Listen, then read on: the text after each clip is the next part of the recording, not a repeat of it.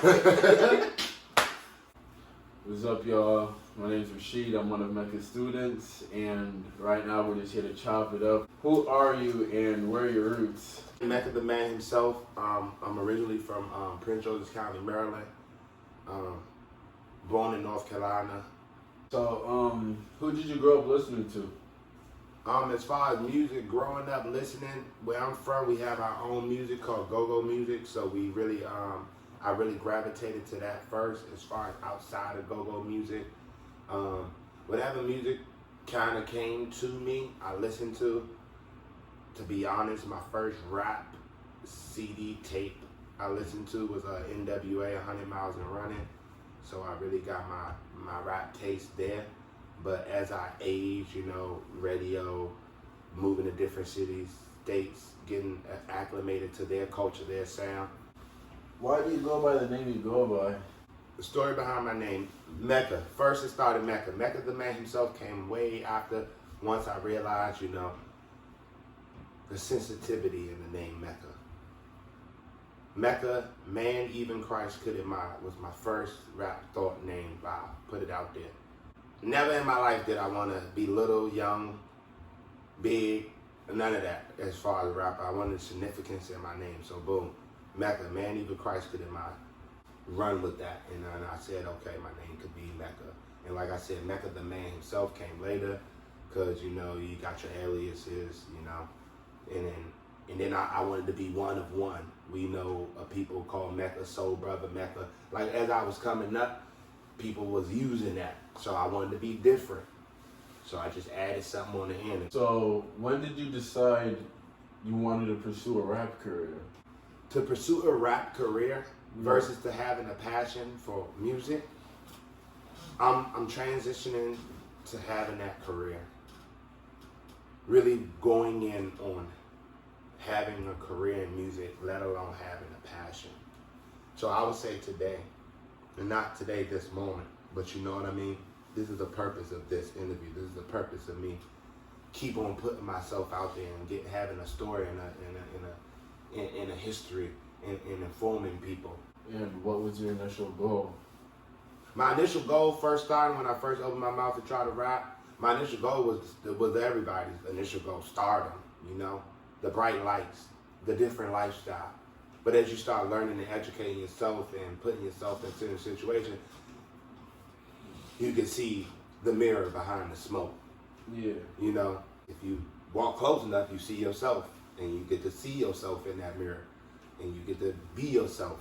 So that's all I'm trying to do, be myself, show myself, have something as far as longevity, and put myself out there for public consumption, and unfortunately, the public's opinion.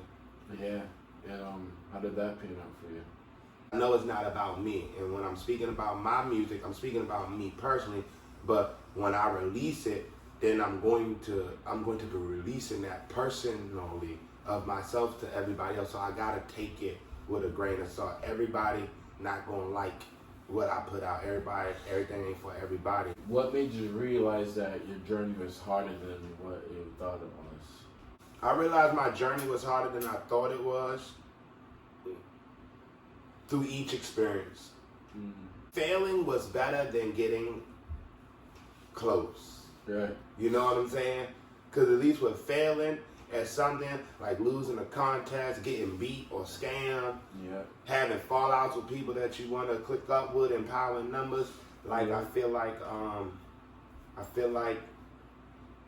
if I failed, I faltered, I learned something better than me getting really close to an opportunity and then me scratching my head not knowing why it didn't work out for me. Yeah. You know what I mean? Did you have any mentors? As far as mentors, starting Lex D. The only person that I would really ultimately give credit to outside of myself for pursuing my passions and trying to fulfill a dream. Yeah, so what were some changes you had to make when it came to your craft? Opinions. Listening to those opinions. Taking what I need to take from it, what I should take from it, if I wanted to deliver. Yeah. When did you make your first music video? I released a project that I produced engineered. Sound ain't all the way there, but I'm learning and put out myself Eternal Progress. And I had the intro called Lord Willing Prayer. And I really wanted to get behind, hands on. So I got behind the camera. I got my man, shout out my G7 niggas, T. I got my man and Mimi. We went up in Lynn. And we did a little bit of filming. And it came out pretty solid. What was the first event that made you realize that, damn, like the ball is really rolling now? Like, you're starting to see positive outcomes. Things are starting to go your way. Like, what was the first event that made you realize that? Like, what happened? When I thought the ball was rolling, I did a lot of open mics. But I feel like I graduated open mics, Right. I didn't hit all the circuits. I didn't been there. They know who I am. Yeah. Good or bad, like, dislike, they know what I can do. Yeah. So now let me do the business. I put together some flyers, put the money up, rented the club, invited people, basically do my own show. Yeah. And that's how I felt like this is what I want to do. This is what's going to happen. This is going somewhere. So, did you ever just had that feeling like, damn, this rap shit's looking kind of slow right now. Like, I'm actually just drop it. You about to give up. Just we all do. So I've been close enough and feel like I want to give up, but at the end of the day, I chalk it up as a failure and try to learn something from it so I can keep going. Overall, I do want to be mentioned by somebody that has been mentioned by somebody that's worthy of being mentioned. Yeah. Who were some people you got to meet just because of music? Cause I know when I first found out you rap, you know what I'm saying, you let me know more about your career and stuff. You spoke about a rapper named Light Show, and I know Light Show, like I was on him since like 7th, 8th grade. Yeah. Type stuff. So like people like that. So yeah, the main reason I tell you about people that I cross paths with genuinely, because I'm proud of, like he said, Light Show. Yeah. I tell Light Show all the time. Personally, I'm proud of you. Keep going. There are a lot of people that I could name drop, but as far as saying people names that I know that are out there, that have succeeded to a national level, like you said, Light Show. I have a story about Mozzie. You know Mozzie? I'm just saying, like, yeah. Hey, my friend Mozzie. No, somebody I crossed paths with, and yeah, chopped it up a little bit. To say the least, I recorded Mozzie. I think he was 14, 13. That's crazy. Because I travel and I get around, and I was an engineer at one time. I see people gravitate and do something, and I be like, damn, the niggas got it. Like, no, I've been knowing niggas got it, but the niggas obtaining it. You know what I mean? Like, certain people get into it. I'll get into it, and I can't do nothing but tip my cap and salute. But I know that they'd rather see themselves in front of me than beside me. So it is what it is, So it is what it is. Yeah. How did you react to the changes in music throughout the years? Because you know how music changes, every 3 years. You know what I'm saying? A new artist comes out. Actually, music changes. Music changes every day because, quite frankly and certainly. Yeah. How do you walk along with that? Being an artist, I accept it because it motivates me to look at it differently. Yeah. Outside of what I can contribute to it. Do I have to listen to it all? Do I have to accept it all? No. Do I have to notice it exists? Because yes, it does exist. Yes. How do I feel about it? I only feel strongly for the things that I like. And I really feel strongly for the things that I dislike, but I don't really give it as much attention to as the things that I do like. Right. Because it's music. It's like I control that. As of right now, how many projects did you release? I got a lot of work out there. Yeah. I got a lot of work out there because like I say, since I started releasing music in 2007, like he said, going on 14 years, whatever, I released a lot of projects, a lot of content. I had a lot of opportunity situations that didn't go as it should be, life, whatever, blah, blah. But the music's out there. Yeah. I'm just trying to figure out a way how to tell you about it. Yeah, so what's your relationship like with Milo Rico? I really like him. So you can say it. I can double down. I got another one too after. Alright, so Milo Rico, my man. Like somebody like-minded. Hook up. Like, let's try to make this work. Yeah. Let's make this song. Let's make it about this music, and then let's turn this music into the product of the business of the goals that you have, that I have, that we can have, whatever. But I just enjoyed doing the music. I cherish that because that's just gonna live forever, you know. So yeah, I really fuck with the content. I fuck with his creative style, his abilities, his talents. So that's I ain't doing nothing disingenuous. You know what I mean? If me and this person is on the song together, it ain't no angle. You know, it's a song. It's like I said, it's a mood, it's a feeling. We're gonna get that out of there, and we're gonna try to get something else out there. So that's why, yeah. And how about for Ski Walk? I like Ski Walk too. Oh, Toskilo? Skilo, yeah. You like Toskilo? Shout out my motherfucking Crypto. Yeah, correct. Yeah. See, I know niggas, and niggas don't know I know niggas, but niggas know I am niggas. If you know. If you know, you know. So, yeah, Toskilo. Once again, shout out my man Lex D, because without Lex D, I don't know To. You feel me? I don't know To. I don't know To. But I go home a lot, you know. And when I'm home, I try to put that work in. And that was just something that was hot, fresh off the press. We made that happen. What are some of your favorite songs that you've made? So to answer that question, did you say all-time favorite?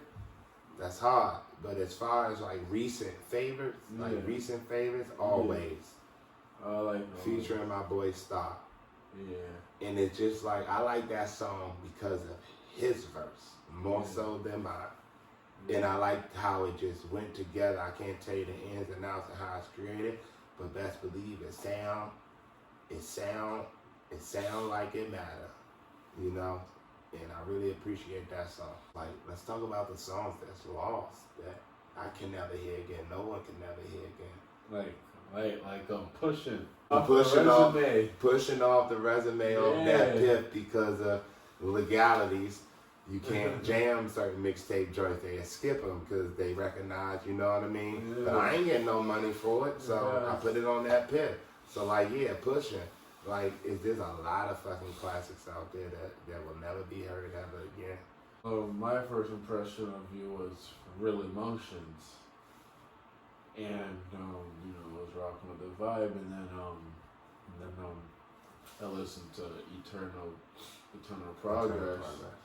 I listened to Eternal Progress, and then I loved Growing Pains. Yeah. That was my favorite one. So like, you remember like the writing and thought process for that song? Growing Pains. Made the beat, enhanced the beat, talk about the pains of growing. The struggle, the strife, getting through, striving. That's where I felt like the striving movement was picked up and carried on, because it's just like longevity, which, like you say, what you want out of this. So I was coming from that mind frame of Growing Pains and trying to give a little backdrop of my story, but like leave room, because the story is still being wrote, still growing. My other personal favorites. So my favorite project is either Eternal Progress or soul music. I rocked the soul music so much. My favorite one was Chosen, and that was like my favorite. I feel like Chosen is like I said, once people get hip, and for me, I feel like Chosen could be a big record. Yeah. Like, you know, when people be talking about big records and shit, I got big records. Like, I feel that I do. I know that I do. But I need you to know that. Yeah. So it's like those projects you name. Personally, being my biggest critic, like I said, I put my heart, my soul, my blood, sweat, and my tears into Eternal Progress. Yeah. And I don't think it's good enough. I'm just saying. Yeah, I feel like with Eternal Progress, you gotta have an emotional thing to it. Honestly. Yeah, like some people like, I don't want to hear all that. Like I want to hear all that, but I want you to hear it in a better way. Like to speak to what you saying in segue, soul music that was like done over the summer. I was traveling doing that music. Where I was, it was the moment. It was the mood. So all them songs came off genuine as fuck, and my little ability to create is better. That's better timing. See, Eternal Progress was way down there, and the soul music is way over here. So it was a better feeling, a better genuine expression of art, should I say, than Eternal Progress, because Eternal Progress was like really a thought trying to come out, a plan, and trying to execute, and it was like a lot of things going on. But with soul music, it was just like, hey, what's up? Let's do this, bye, and it's done. Also, another favorite, the mixtape album. That's just released. Like the mixtape album, like I like all the songs on that were nice. That's just released. And to say about the mixtape album, right? I'm known to just consistently do some work, but the mixtape album was supposed to be a play on what a mixtape should be and an album should be. And it was supposed to be bigger than what it was, but I'm glad that it still came across like correct, because a lot of people don't know how to put together projects and give you something different, or give you a whole thing where you like, you know what I'm saying, you gotta consume this whole thing. You can't, you know, like, oh, I only like this song and the rest of this, like, it just filler. Like, I don't feel like my projects be full of filler material. Like, it has a alignment together. And I feel like the mixtape album, once my thought was there and I didn't want to repeat the same process learning from Eternal Progress, I just wanted to match a category of content and fill in the mood with each song, but show growth, show my skill set in a different manner, plus show who's still with me, you know what I'm saying, to this day, in every way, through the beat, through the feature, through who recorded it, through who did the artwork, you know what I mean, present that to this day. Yeah. If you could go back, what would you do differently? Real life, no question. I would go all in. Yeah. Because what I know now, like I said, the smoke in the mirror, shit. Who you think gonna be behind the mirror holding it up? Like I know it, and I'll show it like I know it. Because I know what the means is to the end, you know what I mean? Like I said, if you said, if I tell to myself, I would have been the first to do all of, you know what I mean? To capitalize off that shit. Yeah. What advice would you give a young artist? Know what you want. Yeah. And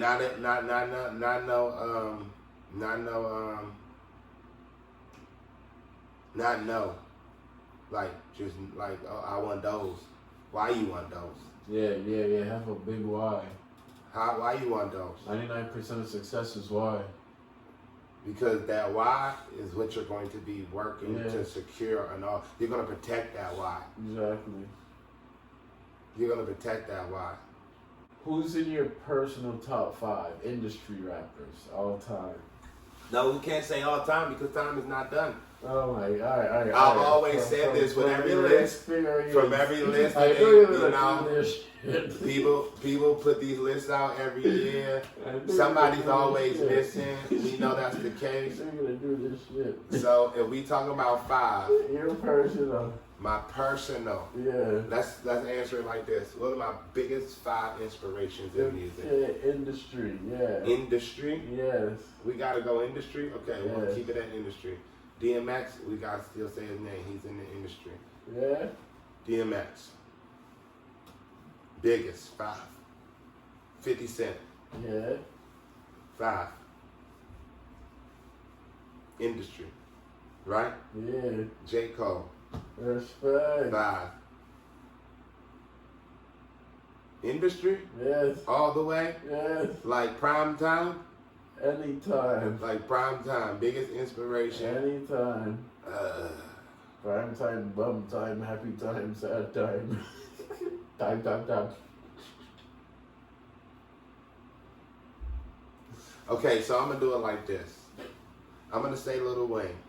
Okay? Yeah. But my last one, and all these people are legends in their own right. Yeah. Yes indeed. But if we gotta take it back to, like you say, what I know now, Yeah. back then I didn't know.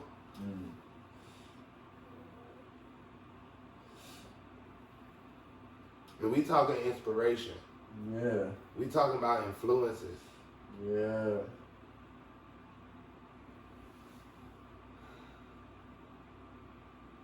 I'm gonna say Gucci Man. Respect. I like that. I'm gonna say Gucci Man. I like that. Because as far as like, you know what I mean, when we talking about this, like I said, my first DMX, my last is Gucci Man. These niggas came a long way. Yeah. What were some life lessons you took from your music career? Life lessons. Life lessons that I took from my music career. Yeah, do not motherfucking trust nobody outside of your purpose. That's it. I got a song, family versus friends versus foes. Yeah. Like, at the end of the day, everybody's intentions is all their own. Like, your motive is yours. Everything you bring to the table, you better be willing to leave it on the table. Yeah, that's the end of my questions. So, you know, at the end of my talk show, the artist gotta do a freestyle. I'm not freestyling nothing. If anything, you can check me out.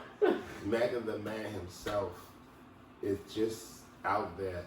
Google that. It's a lovely thing. It'll tell you everything you need to know. You want to be nosy, you want to be a fan, you want to be an enemy, a friend, whatever. It'll tell you all that you need to know. So follow up. I appreciate you doing this. I hope y'all appreciate the content, hearing this, learning this, seeing this. And I hope y'all follow up and listen to some music. And it can only go one way from here if I ain't gonna stop. It ain't gonna stop. You're silly as hell, bro. I appreciate it.